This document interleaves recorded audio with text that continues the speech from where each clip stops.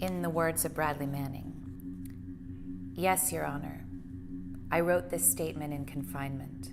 I was deployed to Baghdad. I want people to see the truth. Manning was someone who signed up to be a soldier. He volunteered to be in Iraq. He was deeply disturbed by what he was seeing as an intelligence analyst in Iraq, the shooting of the Reuters reporters, civilians by helicopters.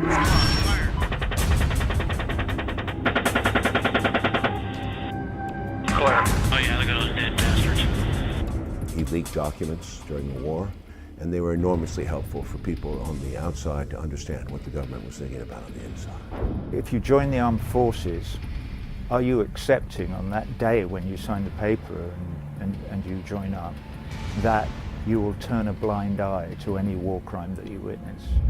Particularly in the uniform of our country, if you don't have truth, then we have to ask ourselves, why do we risk anything and what are we fighting for to begin with? He is asking us to look at the consequences of war, the damage that war produces. There is a protocol for torture.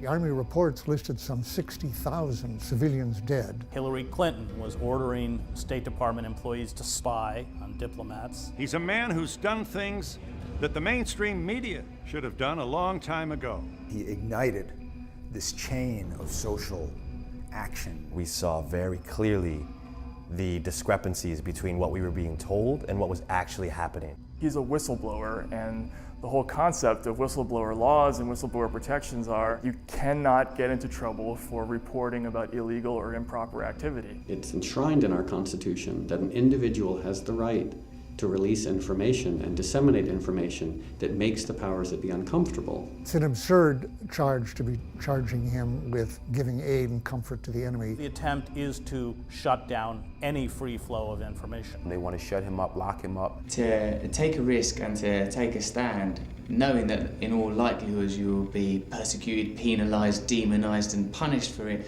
that's incredibly bold. How are you going to act on your conscience when you know if you do so that you could be subject to the death penalty for aiding the enemy, for simply being a whistleblower of criminality? Could possibly lead to lifetime imprisonment or even death. I heard his testimony on the day he talked about the torture. It was the most moving day I've ever spent in a courtroom, and I've spent 40 years listening to people talk about how they were tortured. When he first got arrested and was put into a wire cage in a tent and was stripped naked and paraded around. He drew the cell that he was in on the floor and how he had to lay in the cell and how the light was on him 24 hours. Forced to sleep without cover. Conditions far worse than soldiers who have been convicted of cold-blooded murder. Every single newspaper in this country ought to be screaming about Bradley Manning. The whole concept of freedom of speech and the freedom of the press, this is under direct threat in this one case. It's important that we do have those people who stand up and expose what's really going on. They take enormous risks on our behalf. And we need more like him. And now that I know it, I cannot unknow it. So the question for all of us, when you see atrocities like those that Bradley Manning saw, is the question he asked.